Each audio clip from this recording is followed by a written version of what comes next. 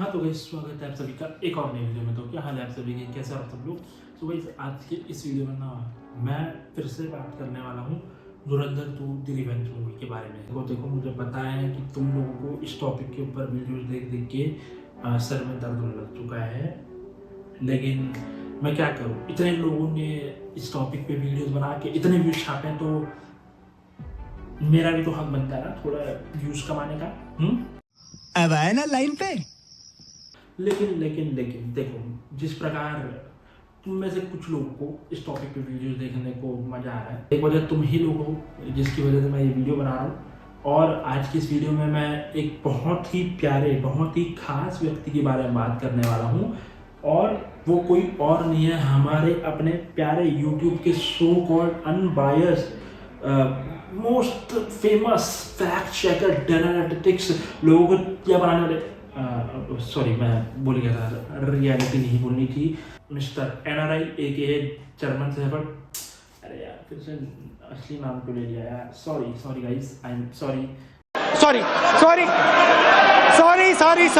की इस वीडियो में मैं बात करने वाला हूँ हमारे प्यारे ध्रुव भाई की। जी हाँ, लास्ट वीडियो में इनके चेहरे को पहना गया था, अब इस वीडियो में इनको पहना जाएगा। और एक सच्ची बात बोलूँ गाइस, इस व्यक्ति का इंतजार सिर्फ आप या मैं नहीं कर रहे थे, स्वयं आदित्य धर भी कर रहे थे। क्यों? क्या हुई? क्योंकि भैया जब लास्ट टाइम इस बंदे ने इस मूवी के ऊपर वीडियो बनाई थी तो वो मूवी 1300 करोड़ से ज़्यादा ही कमा रही थी। तो आदित्य धर क्यों ना इस व्यक्ति का इंतजार करे, और फाइनली एक हफ्ते के इंतजार के बाद और ध्रुव भाई ने अब जाके फाइनली इस मूवी के ऊपर अपना इलॉजिकल बायस्ड रिव्यू रख दिया है। और इस वीडियो में इतनी ज़्यादा बेवकूफ़ाना बातें की है, इतनी ज़्यादा बेवकूफ़ाना बातें की है, उसको देखने के बाद मैं ये बोल रहा था ये क्या है? वैसे जब लास्ट टाइम ध्रुव भाई ने जब वीडियो बनाई थी इस मूवी के ऊपर, तो उस वक्त भाई ने मूवी बिल्कुल भी नहीं देखी थी और ना ही भाई की टीम ने देखी थी, और बस इंस्टाग्राम में जो रील जो आ रही थी उसको स्क्रॉल करते करते देख डाली। इस बार देख के लग रहा है कि भाई और भाई की जो टीम है उन्होंने खुद जाके मूवी में थिएटर देखी है, और इस वीडियो में वो खुद बोलते हुए नज़र आ रहे हैं कि भैया प्लीज़ मूवी मत जाके देखो, ये क्या खुद जाके मूवी दिखाया। वाह शैम्पी वाह, वाह शैम्पी वाह। हाँ वैसे ध्रुव भाई बहुत ही ज़्यादा बढ़िया दोगलापन है आपका, और आज की इस वीडियो में हम यही दोगलापन देखने वाले हैं। तो आओ भाई बिना टाइम वेस्ट इस वीडियो को शुरू करते, तो चलो भाई देखो अब मैं क्या करता हूँ।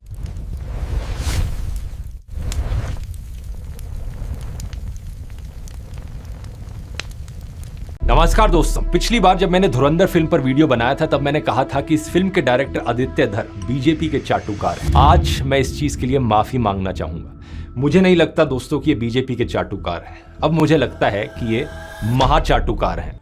नमस्कार दोस्तों, आज से ठीक 3 महीने पहले जब सभी क्रिएटर्स ने ध्रुव राठी के ऊपर वीडियो बनाई थी, तब उस वक्त हम लोगों ने ये समझा था कि ये आदमी एक दोगला आदमी है और ऑडियंस को बेवकूफ़ समझता है दोस्तों।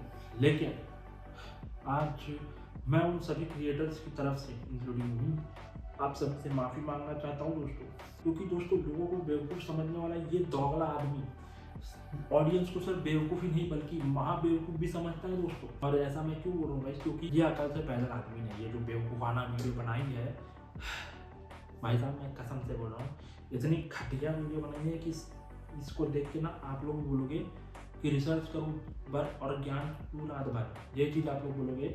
तो भाई लगाओ जरा इनकी वीडियो। हर अच्छी एडवर्टाइजमेंट में दोस्तों एक डिस्क्लेमर होता है, वो छोटे छोटे अक्षरों वाली लाइन जो स्क्रीन के नीचे फ्लैश होती है जिसे कोई पढ़ता नहीं है, या फिर वो तेजी से पढ़े जाने वाली line, investment subject to market risk. Dhurandhar का डिस्क्लेमर भी कुछ ऐसा ही है। फिल्म कहती है कि ये एक फिक्शनल वर्क है इंस्पायर्ड बाय रियल इवेंट्स, और कहा जाता है आपसे कि any resemblance to actual persons is purely coincidental. ये कहना ही अपने आप में एक साफ झूठ है। मतलब आप नरेंद्र मोदी का असली चेहरा और असली फुटेज इस्तेमाल करोगे, दाऊद इब्राहिम और बाकी गैंगस्टर्स का असली नाम यूज करोगे और फिर कहोगे कि ये तो सब इत्तेफाक है। ध्रुव भाई देखो, जो डिस्क्लेमर है ना वो इसीलिए डाला जाता है कि इन केस आने वाले वक्त में कोई इस मूवी के ऊपर केस ना कर दे, इसीलिए डिस्क्लेमर डाला जाता है। और केस की बात चली रही है तो धुरंधर मूवी के ऊपर ऑलरेडी मेजर मोहित शर्मा की फैमिली ने केस कर रखा है। आप लोग ये आर्टिकल देख सकते हो जो आपकी स्क्रीन में आ रहा है।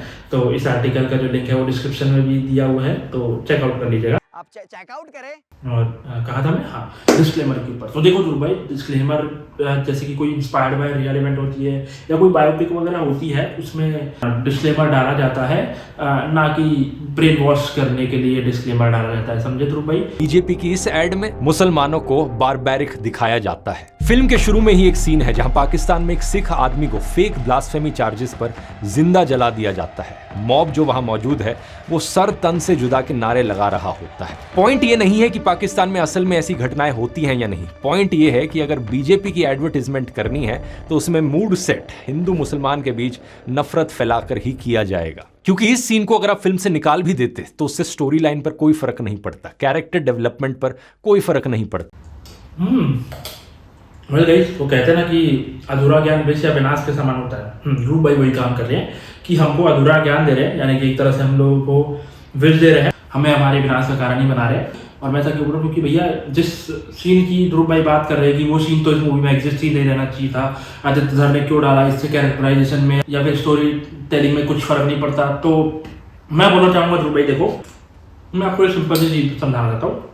आदित्य धर ने ये जो सीन है ना, ये इसीलिए इस मूवी में डाला कि पाकिस्तान में माइनॉरिटीज़ के साथ क्या किया जाता है, उनको कितना जुल्म सहना पड़ता है, उनको कितना टॉर्चर सहना पड़ता है। और जो बात है मैं हवा में नहीं बोल रहा हूँ, सीरियसली में पाकिस्तान में माइनॉरिटीज़ के साथ क्या किया जाता है। आप लोग ये आर्टिकल देख सकते हैं कि किस प्रकार से पाकिस्तान की माइनॉरिटीज़ को झेलना पड़ रहा है। और सिर्फ पाकिस्तान की नहीं, बांग्लादेश की भी जो माइनॉरिटीज़ है उनको कितना झेलना पड़ता है, ये सब चीज़ आप देख सकते हो। लेकिन ध्रुव भाई आपको इससे क्या ही फर्क पड़ेगा, आपको तो घंटा फर्क नहीं पड़ता। अगर फर्क पड़ता तो सोचते कुछ थोड़ा कि ये सीन इस मूवी में क्यों है, थोड़ा सोचते कि बांग्लादेश में जो किया गया दीपू चंद्र दास के साथ, फिर उसके बाद वीडियो बनाते कि दीपू चंद्र दास के साथ क्या हुआ है बांग्लादेश में। मैं समझता हूँ ध्रुव भाई कि आपके भी बायसनेस है, हर किसी के बायसनेस रहते हैं यार, न्यूट्रल इतना भी मत बनो।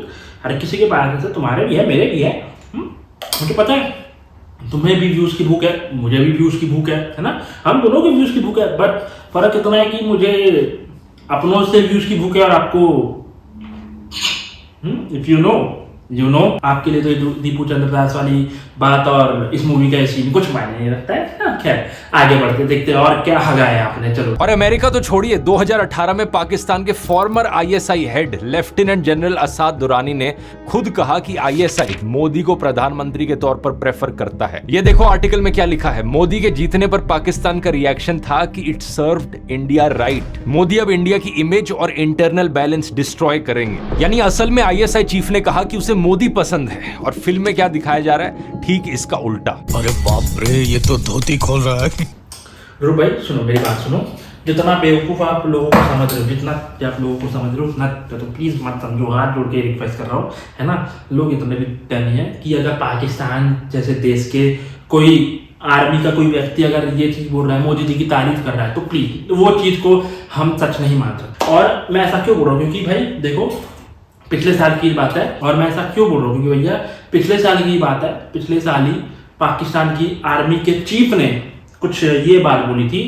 देखो जरा क्या बोला था उन्होंने। अपने बच्चों को जो है आपने जरूर सुनानी है ताकि वो पाकिस्तान की कहानी ना भूलें। Well, our forefathers they thought that we are different from the Hindus in every possible aspect of life. Our religion is different, our customs are different, our traditions are different, our thoughts are different, our ambitions are different. That was the foundation of the two nation theory that was laid there. That we are two nations, we are not one nation. So because of that, our forefathers, they struggled, mounted that incessant struggle to create this country. Our forefathers, they have sacrificed immensely, and we have sacrificed a lot for the creation of this country, and we know how to defend it.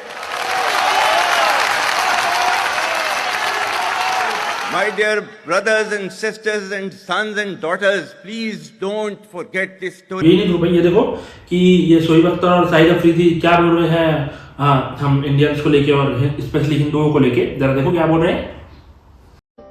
लेकिन ये भी लिखा गया है कि गजवा हिंद के बारे में भी लिखा गया, अटक का दरिया दो दफा रंगीन होगा खून से और अफगानिस्तान की फौजें अटक तक पहुंचेंगी। ये सारी पेशेंट गोई उन्होंने की। लेकिन उसके बाद शुमाल मशरिक से फौजी उठेंगी, 8 टोलियों में से लोग आएंगे, उज्बेकिस्तान से। ये खुरासान की बात की है। खुरासान यहाँ लाहौर तक बनता था, पुराना खुरासान। तो ये तो करना चाहिए लोग। हाँ, तो फिर वहां से शुमाल मशरिक होएगी, शुमाल मशरिक फौजी निकलेंगे, तब आप वो कश्मीर फतह करेंगे। उसके बाद इंशाल्लाह आगे चलेंगे। टीवी तो नहीं तोड़ा होगा ना गुस्से में? एक दफा टीवी तोड़ चुका हूँ। क्या, किस चीज से मारा था? अच्छा, एक दफा मैं अब बेगम को ना, बेगम की वैसे वो टीवी तोड़ा था, बेगम बता रहा हूँ मैं तुम्हें। तो पहले ये हमारे स्टार प्लस के ड्रामे बड़े चला करते थे। तो मैं बेगम को मना करता था, मैंने कहा आप अकेले में देख लिया करो, वो भी टीवी बहुत कम देखती है। तो मैंने कहा अकेले में देख लिया करो टीवी, आप बच्चों को ना बिठाया करो। अच्छा। तो मैं एक दफा घर आया, तो मैं कमरे से बाहर निकला तो अंशा थी कि अक्सा थी, तो वो टीवी के सामने स्टार प्लस चल रहा था, और वो ये इंडियन ड्रामों में क्या होता है, थाली लेके यूं यूं करके, क्या कहते हैं उसको, पता नहीं, आरती। हाँ। पता नहीं क्या, वो यूं कर रही टीवी के सामने खड़े हो गए। तो मैंने यूं करके देखा, तो मैं पता नहीं क्या हुआ कि मैंने यूं करके दीवार के अंदर ही टीवी कर दिया। तो वो एक दफा टीवी तोड़ा था। फिर उसके बाद इसलिए कि यहाँ पे बच्चों की तरबियत यहाँ पे बहुत ज्यादा जरूरी है। इसलिए कि हमारी आजकल की जो माएँ हैं, होता क्या है कि बच्चे अगर रो रहे हैं, शोर कर रहे हैं, क्या करेंगे, आईपैड दे देंगे, आईफोन दे देंगे, टीवी खोल के दे देंगे। वो उस औरत के पास इतना टाइम नहीं अपने बच्चों के लिए कि वो उनके साथ बैठ के गपशप लगाए, उनको समझाए, बात करे। कभी छोटे थे बच्चे तो आपने चुप कराया रोते हुए बच्चों को? कभी ऐसा हुआ? बहुत कराया। क्या कहते हैं? मुझे देख के वैसे ही चुप हो जाते हैं। अच्छा, आप और पाकिस्तान के बच्चों की मैं क्या ही बात करूं भाई। पाकिस्तान के बच्चों का तो भैया, हम इंडियंस के बारे में और इंडियन आर्मी का कुछ ये कह रहा है, लगाओ भैया। इंडियन आर्मी को हम गलियां साफ करने में लगा देंगे, और मैं अब्बू से कहूँगी कि गोवा के साइड पर एक बड़ा सा घर ले लें। मुझे हिंदी ज़बान लिखनी नहीं आती, अब सिर्फ उर्दू चलेगी। हाँ, कितना मज़ा आएगा जब हम दिल्ली गेट पर गाय के कबाब खाएंगे, ताजमहल पर जश्न तकमील पाकिस्तान मनाएंगे। फतह के बाद 2020 की छुट्टियों में मैं शिमला जाऊंगी। और हमारे ध्रुव भाई को लगता है पाकिस्तान तो बहुत ही प्यारा देश है, वो तो अमन और शांति की आशा रखता है हमसे। वो तो वहाँ के लोग खुद ही तड़प रहे हैं उनके लोगों की वजह से, ऐसा वैसा ये वो दुनिया भर का फलाना ढिक्का बोल के। बस बोलना तो बड़े बेस्ट हो, क्योंकि व्यूज चाहिए उस व्यक्ति को। सही बात है। हाँ, तो इस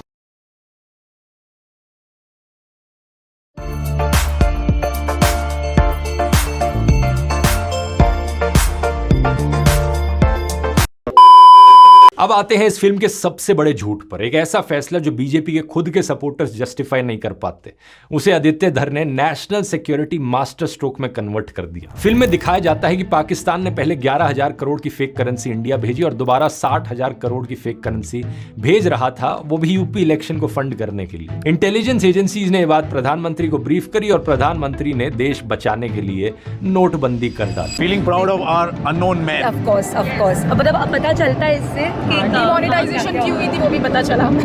अब वैसे तो आप इस चीज को थोड़ा लॉजिकली सोचोगे तो खुद ही आपको लगेगा कोई सेंस है इस बात का। इतनी छोटी सी चीज के लिए कोई इतना बड़ा एक्शन लेता है क्या? ये तो वही बात हो गई कि घर में चूहे को पकड़ने के लिए आपने अपने पूरे घर को आग से जला दिया। भाई, आपके लिए तो 60,000 करोड़ क्या रकम है, कुछ नहीं, तुच्छी सी रकम है आपके लिए। 60,000 करोड़ तो कुछ भी नहीं है, उतनी ही है जितनी आपकी इज्जत है। क्या मतलब है, इज्जत इसकी होनी भी चाहिए वैसे। बात तो सही है। फिर जब मैंने शुरुआत की थी इस वीडियो की, तब मैंने इस व्यक्ति को दिमाग से पैदा हुआ था। और क्यों बोला था, इसने खुद ही अपने आप को साबित कर दिया कि क्यों इसको मैंने दिमाग से पैदा हुआ था। और ना तो ये रिसर्च करता है, ना ही इसकी टीम रिसर्च करती है, और ना ही इस सिचुएशन को समझने की कोशिश करता है। ये भी मैं आपको बता दूँ कैसे। मेरे भाई, हमें नहीं पता कि वो एग्जैक्ट अमाउंट कितना था नकली नोटों का तो पाकिस्तान से भारत आने वाला था। हमें नहीं पता, हमें बिल्कुल भी नहीं पता है कि वो अमाउंट कितना था। और अगर इन केस वो अमाउंट अगर भारत आ जाता, मैं सीरियसली बोल रहा हूँ, यूपी के अंदर अगर आज के वक्त में बीजेपी की सरकार है, उस वक्त अगर बीजेपी की सरकार नहीं आई हुई तो वो हालत उस वक्त ही मेरे हिसाब से हो सकता है उससे 10 गुना से 72 हालत होती यूपी की। तो ये चीज़ समझ लो। और यही कारण था कि भाई नोटबंदी की गई थी। और इतना ही नहीं, हालांकि उस वक्त ये डिसीजन जो था ये बिल्कुल सही था, लेकिन आज के वक्त में ये डिसीजन जो है वो खुद बीजेपी वाले इसको सही नहीं मानते हैं, इसको मास्टर स्ट्रोक नहीं मानते हैं। और आतिश अजहर कैसे प्रोपोगेंडा फैला रहा है बीजेपी के नाम पे, और मोदी जी, अमित शाह, इन सब पे क्या बेवकूफाना इल्जाम लगा रहा है, देखो आप लोग। फिल्म में आतिक अहमद पर बेस्ड आतिफ अहमद का कैरेक्टर जेल से बाहर आता है, मीडिया को इंटरव्यू दे रहा है और तभी उसे गोली मार दी जाती है। और तो और फिल्म का कैरेक्टर मेजर इकबाल इसे पाकिस्तान में टीवी पर बैठकर लाइव देखता है, एक क्लीन इंटेलिजेंस ऑपरेशन। अब रियल लाइफ में क्या हुआ था, 15 अप्रैल 2023 को आतिक अहमद और उनके भाई अशरफ को पुलिस कस्टडी में लाइव टेलीविजन पर जर्नलिस्ट बनकर आए 3 हमलावरों ने गोली मार दी थी। आतिक अहमद ने कई दिन पहले सुप्रीम कोर्ट में पिटीशन दायर की थी कि उसे फेक इनकाउंटर में मारा जाएगा, और ऐसा जब एक्चुअली में हुआ तो ये साफ तौर पर यूपी गवर्नमेंट का लॉ एंड ऑर्डर फेलियर दिखाता है। अब यकीन नहीं करोगे दोस्तों, पार्लियामेंट में, लोकसभा में नरेंद्र मोदी, अमित शाह और ओम बिरला ने उन्हें श्रद्धांजलि दी थी। श्री आतिक अहमद का निधन 15 अप्रैल 2023 को 60 वर्ष की आयु में प्रयागराज में हुआ। अब ये सभा दिवंगत आत्माओं में के प्रति मौन रहेगी। अगर ये एक इंटेलिजेंस ऑपरेशन था तो पार्लियामेंट में ट्रिब्यूट क्यों दिया गया? यहीं पर आदित्य धर की पीक डिटेलिंग की पीक डिटेल निकल जाती है। अबे तू दिमाग से 2G पे है क्या? मैं समझ, ये आदमी दिमाग से 2G में बिल्कुल भी नहीं है। नहीं, मैं ये बात बिल्कुल भी नहीं मानता हूँ कि ये आदमी दिमाग से 2G पे है। ये आदमी दिमाग से ई में चल रहा है। इतना स्लो है ना इसका दिमाग, इतना ज़्यादा स्लो है कि जितना तो बंटी का साबुन भी स्लो है। नहीं, सीरियसली बोल रहा हूँ भाई, जितना बंटी का साबुन स्लो नहीं उससे ज़्यादा इसका दिमाग भी स्लो है। जितना कछुआ स्लो नहीं चलता उससे ज़्यादा इसका दिमाग भी स्लो चलता है ये आदमी का। और मैं ऐसा क्यों बोल रहा हूँ? क्योंकि ये आदमी को इतनी भी अकल नहीं है कि भाई जो आतिक अहमद है उसका जो एनकाउंटर हुआ था, हो सकता है वो बीजेपी के द्वारा करवाया गया एक इंटेलिजेंट ऑपरेशन हो। और आपके हिसाब से तो भाई साहब मोदी जी को, अमित शाह जी को ये एक्सेप्ट कर लेना चाहिए था पूरे पार्लियामेंट के बीच में खड़े हो कि हाँ भैया हमने मरवाया है आतिक अहमद को। और तो और उनकी आत्मा की शांति के लिए 2 मिनट का मौन नहीं रखना था। अबे ये आदमी, क्या बोलूं मैं तेरे को कितना क्या बोलूं बहन, कितना दिमाग से पैदल बोलूं भाई मैं तेरे को। तुमने अपना थोड़ा ये जो प्रोपोगेंडा है वो फैलाने से पहले थोड़ा सा ये अपना दिमाग लगाया होता ये आदमी, तो तुझे पता होता कि जो आतिक अहमद था वो सिर्फ एक बाहुबली ही नहीं था, वो एक MP भी था, यानी कि मिनिस्टर ऑफ पार्लियामेंट भी था वो। तो चल एक बाहुबली के लिए, लेकिन एक सांसद का जो विधायक है उसकी शांति के लिए कम से कम 2 मिनट मौन तो रहेंगे वो। हाँ, ये आदमी को ये बात पता होगी, लेकिन उसके बावजूद भी इसको अपना फेक नैरेटिव फैलाना था, फेक प्रोपोगेंडा फैलाना था, इसीलिए इस आदमी ने ये बातें की है ना। फिलहाल तो अब आगे बढ़ते, देखो क्या बोल रहा है। फिल्म में मेजर इकबाल 2023 की हत्या को टीवी पर बैठकर देख रहा है, लेकिन रियल लाइफ में जिस पर्सन पर मेजर इकबाल का कैरेक्टर बेस्ड है वो 2011 में ही मारा जा चुका था। ये सीधे तौर पर इतना झूठ दिखाने की क्या जरूरत पड़ी? असल में दोस्तों, आदित्य धर की ये बिजनेस रिक्वायरमेंट थी। आदित्य धर को विलेन को जिंदा रखना जरूरी था ताकि वो अपनी क्लाइंट ब्रीफ की रिक्वायरमेंट्स को फुलफिल कर सके। जिस प्रोडक्ट को वो यहाँ बेच रहा है उसका नैरेटिव अच्छे से बनाया जा। नहीं, क्या बोलूं इस आदमी को मैं, नहीं क्या बोलूं क्या मैं भाई इस आदमी को। इस आदमी को अगर थोड़ा सा भी, इतना सा भी नॉलेज हुआ होता फिल्म मेकिंग का, या बेसिक भी पता होता, तो ये आदमी थोड़ा रिसर्च करता। जो कैरेक्टर है अर्जुन रामपाल का वो इलियास कश्मीरी से इंस्पायर्ड है, ना कि इलियास कश्मीरी है। और जहाँ तक की रही बात मेजर इकबाल की, तो ध्रुव भाई मैं आपको एक चीज़ बोलना चाहता हूँ कि दाऊद सैयद गिलानी एक डेविड कोलमैन हेडली, उसका एक स्टेटमेंट है जिसमें वो खुद कह रहा है कि भैया जब जनवरी 2006 में ये सब की जब हम तैयारी कर रहे थे एकेरिटी का लिस्ट जिसको पासा बोला जाता था वो, और उसके साथ साथ एक रहस्यमय व्यक्ति जिसका नाम क्या था पता है? उस व्यक्ति का नाम था मेजर इकबाल। उसके साथ बैठ के इन लोग प्लानिंग किया करते थे, और मेजर इकबाल कैसा दिखता है, क्या दिखता है, ये किसी को भी नहीं पता था। तो इलियास कश्मीरी उसका लुक उठाया और अर्जुन रामपाल का जो कैरेक्टर है मेजर इकबाल उसको दे दिया। इसको क्रिएटिव लिबर्टी कहते हैं, ध्रुव भाई समझे? यही है इस फिल्म की असलियत दोस्तों। ये फिल्म ना सिर्फ भारत के इतिहास को रीराइट करने की कोशिश है, बल्कि ये आपकी जिंदगी को रीराइट कर रही है। जब कोई फिल्म 1947 के बारे में झूठ बोलती है तो वेरीफाई करना मुश्किल होता है, क्योंकि उस दौर में आप जिंदा नहीं थे। लेकिन 2016, 2019, 2023 ये सब आपकी आंखों के सामने हुआ है। आपने एटीएम के बाहर लाइनें देखी हैं, पुलवामा हमले की सच्चाई देखी है, और ये फिल्म अब आपसे कह रही है कि जो आपने देखा है वो सच नहीं था। असलियत में नोटबंदी एक मास्टर प्लान था। असलियत में यूपी इलेक्शंस पाकिस्तान हार रहा था। असलियत में कस्टोडियल किलिंग एक इंटेलिजेंस ऑपरेशन था। साइकोलॉजी में इसे गैस लाइटिंग कहते हैं। जब कोई आपको कन्विंस करने की कोशिश करे कि आपकी अपनी मेमोरी गलत है, आपने अपनी आंखों से जो देखा वो सच नहीं था। और जब ये गैस लाइटिंग बड़े स्केल पर हो, बड़े पर्दे पर हो, लाखों लोगों के साथ हो, ये सिर्फ एक फिल्म नहीं रहती। अरे अरे अरे ध्रुव भाई, गैस लाइटिंग के बारे में ही अगर आपको बताना था तो इतनी लंबी चौड़ी वीडियो बनाने की क्या जरूरत थी मेरे भाई। सीधा सा बोलते हैं अपने तरीके में कि नमस्कार दोस्तों आज मैं बात करूंगा गैस लाइटिंग की। दोस्तों देखिए, ये गैस लाइटिंग वही होती है जो मैं अपने वीडियोस के जरिए करता हूं।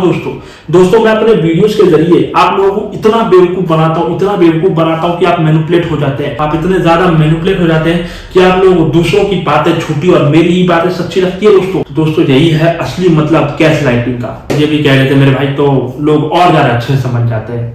अरे बाप रे, ये तो धोती खोल रहा है।